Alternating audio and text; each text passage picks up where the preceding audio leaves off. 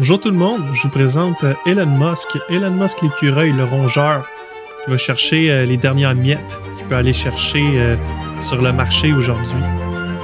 Elon Musk est très content, il fait la danse en voyant qu'il peut aller chercher encore un petit peu d'argent sur le peuple.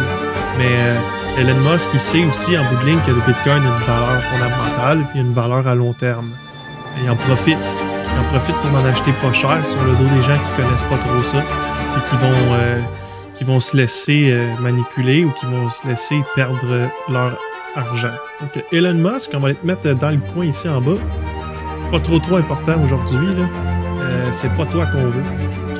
Okay. Donc on va aller voir son tweet. Il est sur Linkin Park. Il dit je savais que ce serait fini si je te parlais encore de Linkin Park, mais je crois que j'ai trouvé quelqu'un d'autre. Donc il doit parler du Dogecoin. Ici il dit In the end it didn't even matter, qui est la chanson de Linkin Park. Donc pendant que notre rongeur continue de ronger les dernières miettes qui restent, nous on va aller regarder le graphique. Donc, en regardant le graphique, on va voir que ça ici c'est quand Elon Musk a tweeté. OK?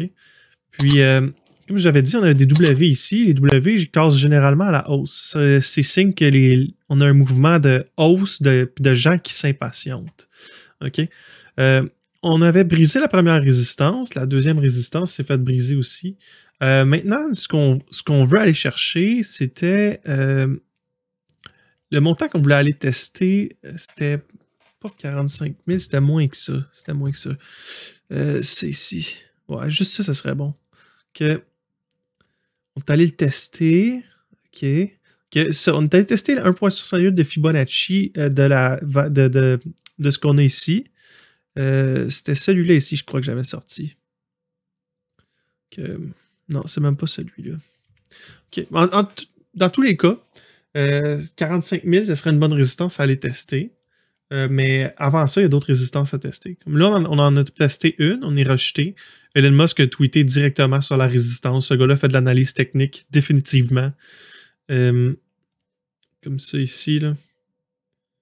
Définitivement, ce gars-là, Elon Musk, qui fait de l'analyse technique. Okay? Il a tweeté, ça a craché. Il fait juste amplifier les mouvements. Pour l'instant, on est sur le support. Donc, tant qu'on va supporter... ici, à 37 400, c'est bon. J'avais une résistance que j'avais dit qu'il fallait regarder. Il me semble que c'était 42 000, quelque chose comme ça, 43 000 peut-être. En tout cas, on va regarder ces deux résistances-là. C'est les deux prochaines résistances à venir. Okay? On a 40 700 qu'il va falloir regarder, puis 42 000. Si on passe en haut de notre...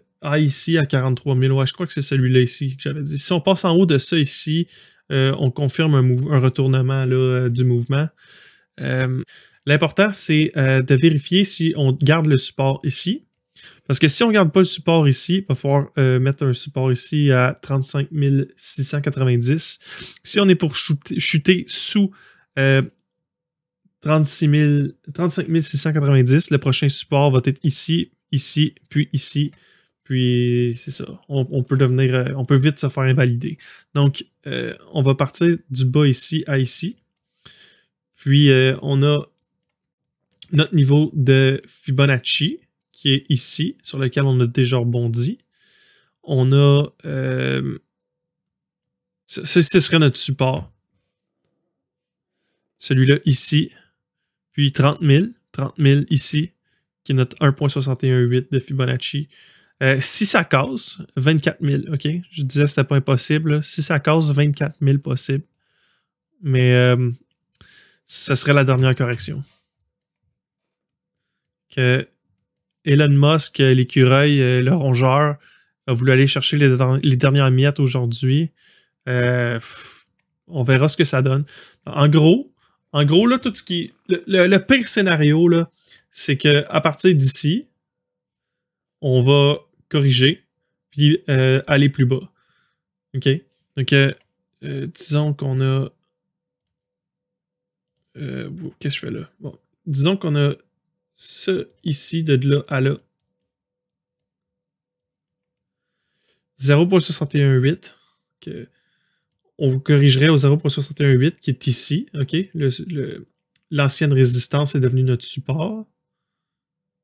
Ce serait support ici. On a trouvé support ici aussi. Résistance devenue support. On pourrait retrouver support dessus. OK? Sinon, ça pourrait tomber en bas du triangle, ce qui causerait ici un fake out. OK? Puis le fake out pourrait trouver support ici à 34 887 ou à 33 621. Si ce n'est pas le cas, OK, on va corriger probablement comme ça ici. On va le mettre en régulier, que ça irait à 24 000. OK?